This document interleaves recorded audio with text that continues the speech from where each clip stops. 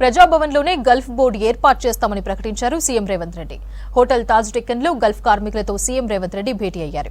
ఇతర దేశాల్లో ఉన్న పాలసీలను పరిశీలించి గల్ఫ్ కార్మికుల కోసం ప్రత్యేక పాలసీ తీసుకొస్తామన్నారు. రాష్ట్ర ప్రభుత్వం గుర్తింపు కార్డు ఉన్న వాళ్లే ఏజెంట్లుగా ఉండేట్లు చర్యలు తీసుకుంటామని చెప్పారు. ఏజెంట్ల చేతుల్లో చిక్కుకుని మోసపోకుండా చూస్తామన్నారు. ప్రమాదవశాత్తు గల్ఫ్ కార్మికుడు చనిపోతే 5 లక్షల రూపాయలు ఇచ్చే కార్యక్రమాన్ని ఇప్పటికే ప్రారంభించామని చెప్పారు సీఎం. గల్ఫ్ వెళ్లే ముందు కార్మికులకు శిక్షణ కూడా ఇస్తామని ప్రకటించారు.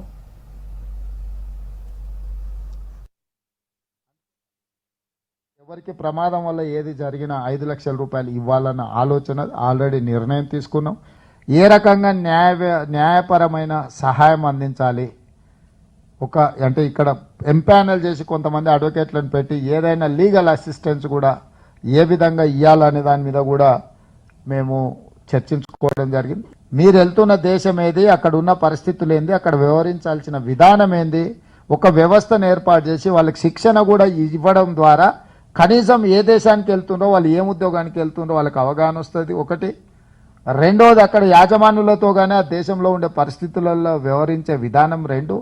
మూడోది, ఏదైనా సమస్య వస్తే ఎవరికి ఫిర్యాదు చేయాలనో కూడా వాళ్ళకు ఒక అవగాహన.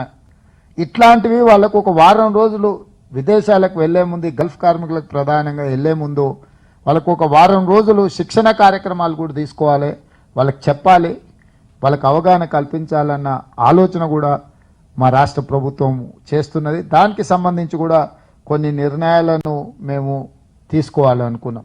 కొంత అవగాహన లోపం, కొన్నిసార్లు తీసుకెళ్లిన ఏజెంట్ల మోసాలు.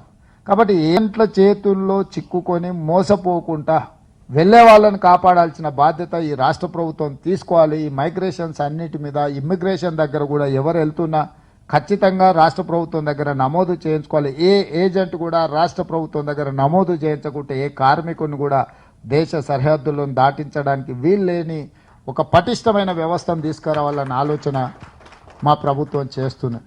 రైతు బీమా, గల్ఫ్ కార్మికుల బీమా, అంటే రైతులకు ఏ విధంగా అయితే బీమా, అంటే ఇప్పుడు ఈ 5 లక్షల లెక్క ఎట్లయితే ఇక్కడ రైతులకు ఉన్నదో గల్ఫ్ కార్మికుల కోసం కూడా ఏ రకంగా ఎట్లా చనిపోయినా వాళ్లకు ఒక బీమా వసతి కల్పించి ప్రతి కార్మికుడు అక్కడికి వచ్చి అక్కడనే ఒక పెద్ద ఆఫీస్, అక్కడ మొత్తం ఆయన బంగ్లాలు కట్టిపెట్టిండు, ఆయన కోసం కట్టుకున్నాడు. ఇప్పుడు నేను ప్రజలకు ఉపయోగిస్తున్న వాటిని. సో ఈ వెల్ఫేర్ బోర్డు అక్కడనే పెడతాం ఆఫీస్ అంతా.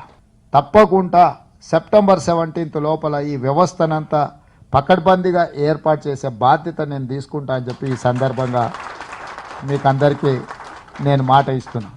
అవకాశం రానప్పుడు కనీసం మీ తరఫున ప్రశ్నించే వ్యక్తులు అయితే పార్లమెంట్లో ఉండాలి కదా.